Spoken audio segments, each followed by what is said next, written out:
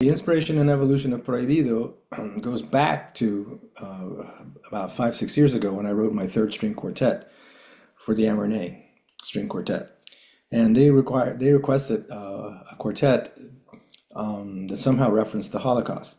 They had heard my work Auschwitz Nunca Se Olvidarán, which is a large work for orchestra and choir, and they wanted something like that for them, which of course was impossible to do because it's a big orchestra and choir piece. You can't somehow make that into a string quartet. But I wrote a piece that had the same kind of references and the same kind of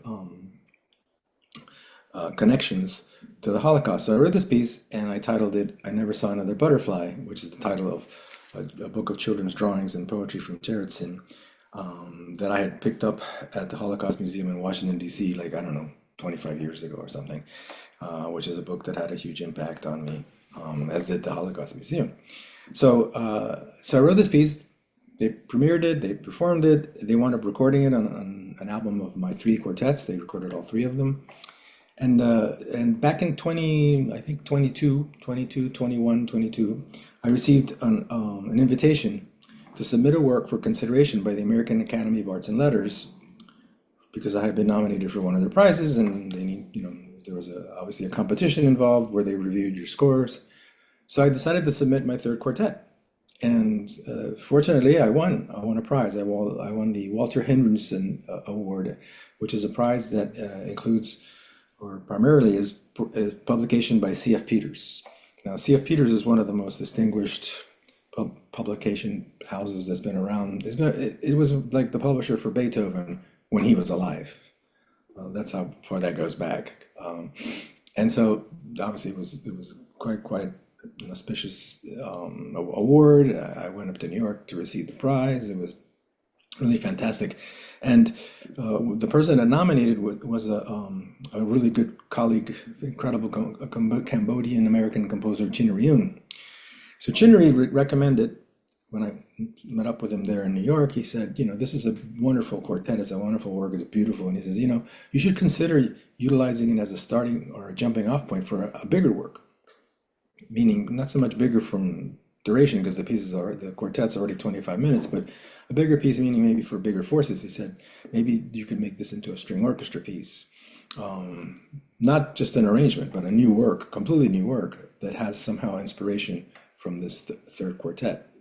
So I took that to heart and I went to C.F. Peters and said, listen, what I want you to publish is this new work that I'm writing based on this quartet. And they thought that was a pretty good idea. And then I approached the New World Symphony and my colleague Michael Linville there, and who's a very good friend and supporter.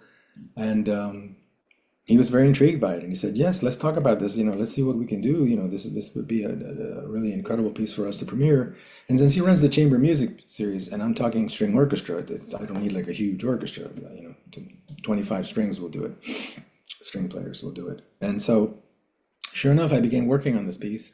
And at some point, he decided, yes, let's do this for sure. Let's look for commissioning support, and let's go ahead and try to program it. We can do it as part of the chamber music series. It's not a problem. So I started working on it, and at some point, I think it was this past summer actually, at some point, Michael contacts me and he says, would you be interested in having Miami City Ballet choreograph it? And I said, yeah, that's kind of a no-brainer. Of course, I would love to have the Miami City Ballet choreograph this piece. It would be wonderful. And let me jump back a little bit. When I started thinking about doing this piece, I thought, okay, the quartet was "I Never Saw Another Butterfly." So this piece, I want to continue that theme, right, of talking about social justice and repression and the Holocaust.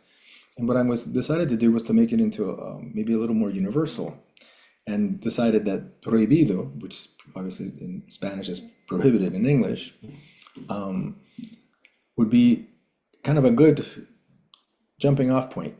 And what I would do in this particular piece, which I did not do in the quartet, is I would have the performers quietly recite in different parts of the piece. They would recite text that somehow referenced not just the Holocaust, but repression in general.